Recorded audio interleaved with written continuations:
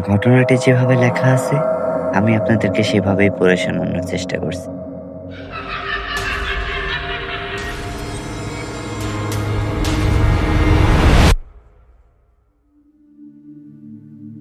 কাশিমপুর গ্রামের এই ঘটনাটা আমি প্রথম শুনি আমার এক আত্মীয়ের কাছ থেকে। তিনি নিজে এই ঘটনার সময় এই গ্রামেই ছিলেন। তার মুখে শোনা কথাগুলো এতটাই বাস্তব, এতটাই পরিষ্কার ছিল যেন সবকিছু চোখের সামনে ঘটছে। ঘটনাটা প্রায় ৫ বছর আগের।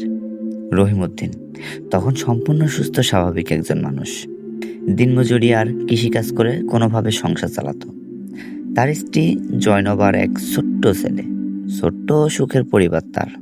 কিন্তু হঠাৎ করেই সবকিছু বদলে যেতে শুরু করলো। প্রথমে ঘটনাটা ঘটে এক গভীর রাতে। রহিম পরে বলেছিল, সে স্পষ্ট শুনতে পাই কেউ তার ঘরের চারপাশে হেঁটে বেড়াচ্ছে। মাটির উপর পায়ের চাপা শব্দ, যেন কেউ খুব ধীরে ধীরে হাঁটছে। সে ভেবেছিল হয়তো কোনো চোর হবে, কিন্তু দরজা খুলে বাইরে তাকাতেই সে জমে গেল। চারিদিকে একেবারে নিস্তব্ধতা, কিন্তু দূরের বটগাছের নিচে একটা অবয়ব দাঁড়িয়েছিল। সাদা লম্বা, চুলগুলো নিচে ঝুলে আছে। সে নড়ছিল না, শুধু দাঁড়িয়েই ছিল। রহিম ভয় পেয়ে দ্রুত দরজা বন্ধ করে দেয়। পরের দিন সকালে সে বিষয়টা হাসিম মিয়ার কাছে বলে। হাসিম মিয়া কিছুক্ষণ চুপ থেকে বললেন, রাতে বাইরে বের হবি না, আর কাউরে কিছু বলিস না। কিন্তু ঘটনাটা তখনও থামেনি। দ্বিতীয় রাতে জয়নব প্রথমবার সেই জিনিসটা দেখে। সে ঘুম থেকে উঠে দেখে ঘরের কোণে কেউ দাঁড়িয়ে আছে। সে প্রথমে ভাবে হয়তো রহিম দাঁড়িয়ে আছে, মানে তার স্বামী। কিন্তু ভালো করে তাকাতে দেখে ওটা মানুষ না। সাদা শাড়ি পরা, চুলে ঢাকা মুখ, আর পা মাটিতে ঠিক মতো লাগছে না। জয়নব চিৎকার দিয়ে ওঠে। রহিম জেগে উঠে কিছুই দেখতে পায় না, কিন্তু সে একটা জিনিস টের পায়, ঘরের ভেতর অস্বাভাবিক ঠান্ডা, যেন হঠাৎ করে শীত নেমে এসেছে। এরপর থেকে প্রায় প্রতিদিনই কিছু না কিছু ঘটতে থাকে। রাতে হাঁটার শব্দ, দরজায় হালকা চাপ, কখনো জানালায় টোকা, কিন্তু দরজা খুললেই কেউ নেই। একদিন রহিম বিকেলে মাঠ থেকে ফিরে দেখে তার ঘরের দরজার সামনে মাটিতে অদ্ভুত কিছু চিহ্ন আঁকা, কালো রঙের মতো কিছু দিয়ে আঁকা, আর মাঝখানে একটা পুতুল পড়ে আছে। পুতুলটার গায়ে সুই গাঁথা।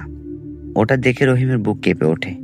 সে পুতুলটা হাতে নিতেই হঠাৎ তার হাত কেটে যায়, যেন কোনো ধারালো কিছু লেগেছে তার হাতে। কিন্তু চারপাশে তেমন কিছুই ছিল না। সেদিন রাতটাই ছিল সবচেয়ে ভয়ঙ্কর।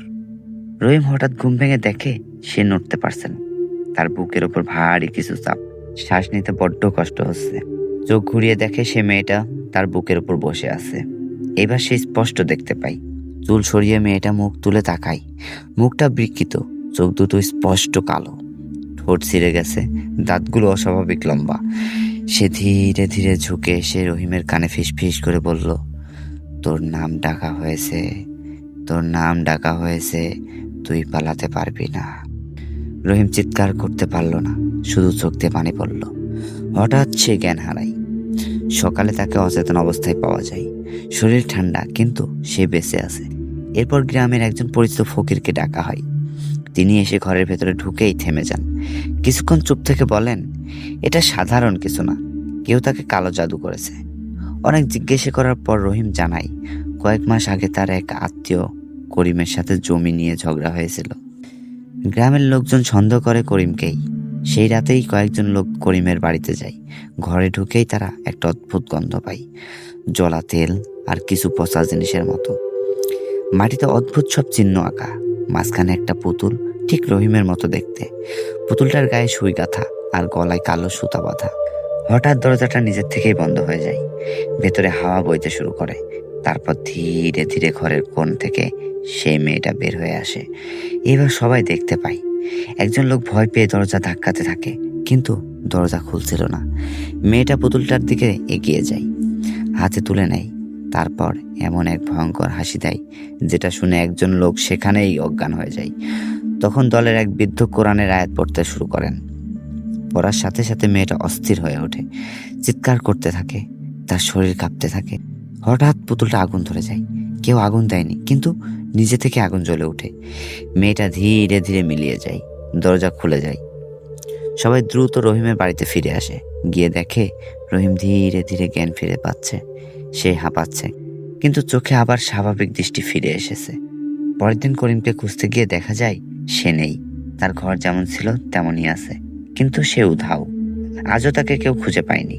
সবচেয়ে অদ্ভুত ব্যাপার, সেই বটগাছটার পাশ দিয়ে গেলে অনেকেই এখনো বলে মনে হয় কেউ দাঁড়িয়ে আছে। দূর থেকে দেখা যায় সাদা কিছু একটা, কিন্তু কাছে গেলে কিছুই থাকে না। এই ঘটনাটা যারা নিজের চোখে দেখেছে তারা এখনো রাতে ওই রাস্তায় এড়িয়ে চলে, কারণ তারা জানে সবকিছু চোখে দেখা যায় না, কিন্তু কিছু জিনিস সত্যিই থাকে, অন্ধকারে অপেক্ষা করে আবার কাউকে ডাকার জন্য।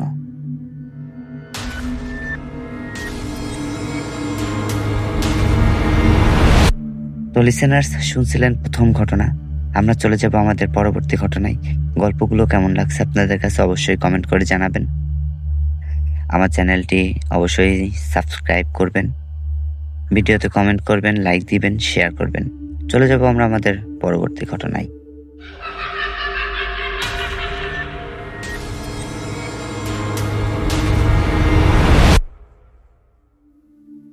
গল্পটা আমি নিজে দেখিনি, কিন্তু যার সাথে ঘটেছিল সে আমার খুব কাছের একজন মানুষ। সে এখনো বেঁচে আছে, কিন্তু সেই রাতের কথা বলতে গেলেই কাঁপতে থাকে। ঘটনাটা ঘটে 2018 সালের শেষের দিক, শীতের সময়। আমাদের গ্রামটা অনেকটা নির্জন, আর গ্রামের পাশেই একটা বড় খোলা মাঠ, লোকজন যেটাকে পুরনো খেলার মাঠ বলে। দিনে সেখানে ছেলেপেলেরা খেলাধুলা করে, কিন্তু রাত হলে কেউ ওই পথে হাঁটতে চায় না। আমার বন্ধু সালাম সেদিন শহর থেকে বাড়ি ফিরছিলেন। বাস থেকে নামতে তার দেরি হয়ে গিয়েছিল। তখন রাত প্রায় 12টার মতো বাজে। অন্য রাস্তা দিয়ে গেলে সময় বেশি লাগবে, তাই সে শর্টকাট হিসেবে ওই মাঠের মধ্য দিয়েই যাওয়ার সিদ্ধান্ত নেয়। আমার বন্ধু পরে আমাকে যেভাবে বলেছিল আমি ঠিক আপনাদেরকে সেভাবেই বলছি। মাঠে ঢোকার পর প্রথম 2 থেকে 3 মিনিট সবকিছু স্বাভাবিক ছিল। দূরে কয়েকটা বাড়ির আলো দেখা যাচ্ছিল, কিন্তু হঠাৎ করে সে লক্ষ্য করে চারপাশে অস্বাভাবিক চুপ হয়ে গেছে। ঝিঝি পোকার শব্দ, কুকুরের ডাক, সবকিছু একদম বন্ধ, চারিদিকে একদম নিস্তব্ধতা। সালাম থেমে যায়। তার মনে হচ্ছিল কেউ যেন দূর থেকে তাকে দেখছে, কিন্তু চারপাশে তাকিয়ে কাউকে দেখতে পায় না। ঠিক তখনই তার ফোনের ফ্ল্যাশ লাইট হঠাৎ বন্ধ হয়ে যায়। ব্যাটারিতে ফুল চার্জ, তবুও ফোনটা বন্ধ হয়ে গেল। সে একটু ঘাবড়ে গেলেও আবার ফোন অন করে। আলো জ্বালানোর পর সামনে তাকিয়ে সে যা দেখে সেটা সে আজও ভুলতে পারেনি। মাঠের মাঝখানে প্রায় 30 থেকে 40 হাত দূরে সাদা কাপড় পরা একটা অবয়ব দাঁড়িয়ে আছে। সালাম প্রথমে ভাবে হয়তো কোনো মহিলা, কিন্তু অদ্ভুত বিষয় হলো ওই সময়ে ওই মাঠে কেউ থাকার কথা না। সে ডাক দেয়, কে কে ওখানে? কোনো উত্তর নেই। অবয়বটা ধীরে ধীরে তার দিকে ঘুরে দাঁড়ায়, কিন্তু মুখ স্পষ্ট দেখা যায় না। সালামের বুক ধড়ফড় করতে থাকে। সে তখনও নিজেকে বোঝাচ্ছিল কিছু না, হয়তো মানুষই হবে। কিন্তু হঠাৎ করে অবয়বটা এক পা সামনে এগিয়ে আসে, এবং তখনই সে বুঝতে পারে ব্যাপারটা স্বাভাবিক না, কারণ অবয়বটা পা মাটিতে ছুঁইছিল না। সালাম একদম স্থির হয়ে যায়, তার শরীর কাজ করছিল না। ঠিক তখনই সে স্পষ্ট শুনতে পায়, খুব ধীরে কিন্তু পরিষ্কার একটা কণ্ঠস্বর, সালাম সালাম। আমি নাম তো বলিনি, ও কিভাবে জানলো আমার নাম? এরপর হঠাৎ করে বাতাস খুব ঠান্ডা হয়ে যায়, যেন শীতের রাতের থেকেও বেশি ঠান্ডা। অবয়বটা এবার দ্রুত তার দিকে এগোতে লাগলো, কিন্তু হাঁটছিল না, ভেসে আসছিল। সালাম আর দাঁড়ায়নি ওখানে। সে পেছনে ফিরে দৌড় দেয়। দৌড়াতে দৌড়াতে সে শুনতে পায় ঠিক তার পেছনে কেউ হাসছে, একটা চাপা ভয়ঙ্কর হাসি। হঠাৎ করে সে অনুভব করে তার কাঁধে কেউ হাত রাখলো, বরফের মতো ঠান্ডা হাত। সে চিৎকার করে ওঠে, সাহস করে পেছনে তাকায়, আর তখন সে যা দেখে, সাদা কাপড়টা খুব কাছে, এতটাই কাছে যে সে কাপড়ে ভাঁজ দেখতে পাচ্ছিল, কিন্তু মুখটা মানুষের মতো না। চোখ দুটো অস্বাভাবিক বড় আর একদম কালো, মুখটা যেন বিকৃত, ঠোঁট নেই বললেই চলে। ওটা তার দিকে তাকিয়েছিল আর ধীরে ধীরে বলল, অনেকদিন পর পেয়েছি। সালাম বলেছিল ওই মুহূর্ত তার মনে হচ্ছিল সে আর বাঁচবে না। কিন্তু ঠিক তখনই দূরে একটা মোটরসাইকেলের শব্দ শোনা যায়। গ্রামের কেউ আসছিল। আলো কাছে আসতেই হঠাৎ করে সবকিছু মিলিয়ে যায়। সালাম মাটিতে বসে পড়ে। তখনও তার শরীর কাঁপছিল। পরে বাড়ি ফিরে সে জ্বরে পড়ে যায়। টানা 3 দিন তার জ্বর ছিল, আর সে বারবার ঘুমের মধ্যে একই কথা বলছিল, ওটা আমাকে ডাকছিল, ওটা আমাকে ডাকছিল। পরের দিন সকালে গ্রামের একজন বয়স্ক মানুষ তাকে বলেন, এই মাঠে আগে এক মহিলা মারা গেছিল। রাতের বেলায় একা যারা যায় তাদের সামনে সে দেখা দেয়, কিন্তু সবাইকে না, কিছু মানুষকে বেছে নেয় সে। সালাম তখন থেকে আর কখনো ওই মাঠ দিয়ে যায় না, এমনকি সন্ধ্যার পরেও না। সবচেয়ে ভয়ঙ্কর ব্যাপারটা হলো, ঘটনার কয়েকদিন পর তার কাঁধে যেখানে হাতটা পড়েছিল সেখানে হালকা কালচের দাগ দেখা যায়। ডাক্তার দেখানো হয়েছিল, তারা বলেছিল হয়তো চাপা লেগেছে, কিন্তু সালাম এখনো বলে ওটা কোনো চাপা না, ওটা হাত ছিল, ওটা হাত। তো লিসেনার্স, শুনছেন ভূতের গল্প। আপনাদের কাছে কেমন লাগছে অবশ্যই আমাদেরকে কমেন্ট করে জানাবেন। আর আমার গল্প বলাতে যদি কোনো ভুল ত্রুটি হয়ে থাকে অবশ্যই ক্ষমা সুন্দর দৃষ্টিতে দেখবেন। আর এখনো যারা আমার চ্যানেলটি সাবস্ক্রাইব করেননি, দয়া করে আমার চ্যানেলটি সাবস্ক্রাইব করবেন। নতুন ভয়ঙ্কর ভয়ঙ্কর গল্প শুনতে আমার সাথেই থাকবেন, আমাকে সাপোর্ট করবেন, আমাকে উৎসাহ দেবেন যেন আমি আপনাদেরকে নতুন নতুন গল্প শোনাতে পারি। তো আমরা চলে যাব আমাদের পরবর্তী ঘটনায়। তো চলুন শুরু করা যাক আমাদের পরবর্তী ঘটনা।